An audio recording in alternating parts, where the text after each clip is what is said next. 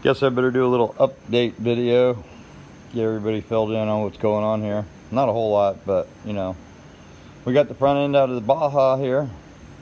Got to dig up the steering box for that, pull that one off, get everything cleaned and painted.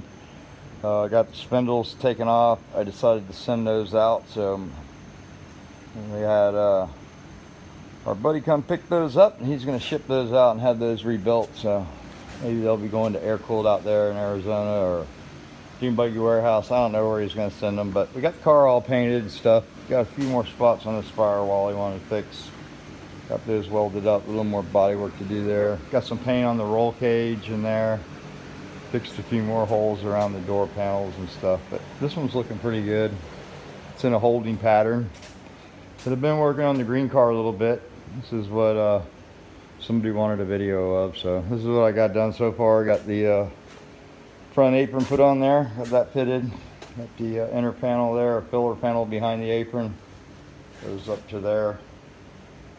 Still working on this big hole here. Haven't addressed that yet, but I did have like a you know, like a light bulb moment when I was on the phone with somebody about that spot. But got both heater channels in.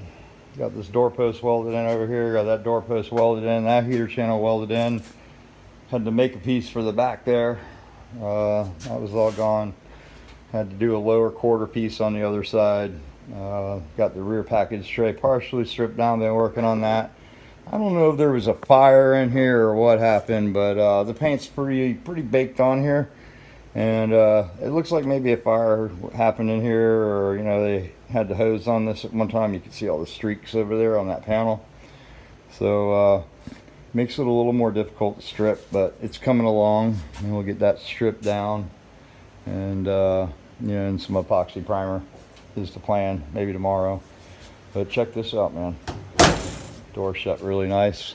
Got a really nice gap on both sides, and everything came out pretty decent. This door was pretty hammered when I got the car, and I sort of did some paintless dent removal, and got that looking pretty decent. Obviously it's going to need some body work for sure, but you know, not a whole lot. Had to do a little work down at the bottom. I like to weld those from that side anyway, so a little more welding to do in there, and then I'll close those off with a couple more patches. Same on this side over here. Pretty much the same thing going on. You know, it was rotting down at the bottom. This side of the car was worse than that side. The stripe really did a job on it. You know, I got a lot of rust there. I had to put a lot of OSPO. OSPO'd it 3 or 4 times on the other side to pull most of the rust out. It's pretty bad though. I think it'll be okay. I'd like to get 2 doors for it. I'd like to find 2 carbon fiber doors. If anybody knows where I could get 2 of those with a big window. I don't want a little window, but I would like to have 2 carbon fiber doors if I can find them. That would be the main plan. Probably just to put a different door on the car. Lower panel there. Just made a panel for it. I haven't welded it in yet, but that's ready to go in. And then of course the rear apron. Got that done also. Got it fitted, got the other one cut out, drilled all the spot welds out. Made it really nice. Everything lines up nice. And get that welded in.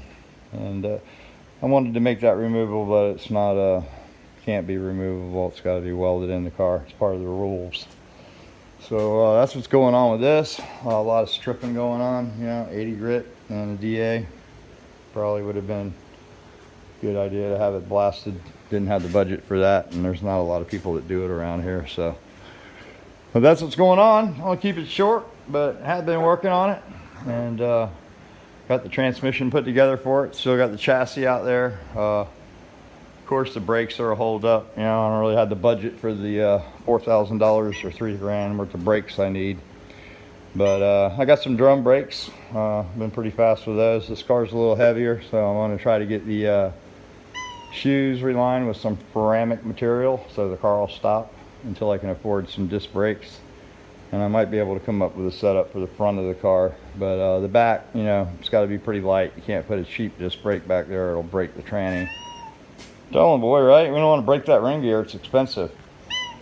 But anyway, you know, I can run the drum setup. I got the studs welded in or pressed into the drums where they're legal, and we'll have to do something for the front.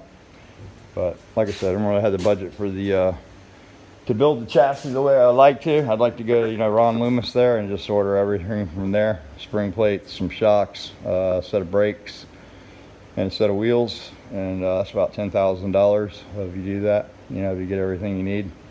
Well, that included a beam too. When I added it all up, it was 10 grand for the beam, the shocks, the four wheels, and the brakes. $10,000. So we're going to use some other stuff. I got some old Ron Loomis shocks, you know, the first generations. I'm going to use those on there. They work pretty well. I did have a pan car, so they'll be pretty similar. And I got some 9010s for the front. And so some of the stuff that just won't be current, it'll be old school. But that old stuff works pretty well, so we'll give that a try, see what happens, and then we'll go from there. All right, there's your video. Hope everybody's doing good out there. Thanks for watching the videos. Thanks for subscribing. And we'll try to get some more content going here in the future.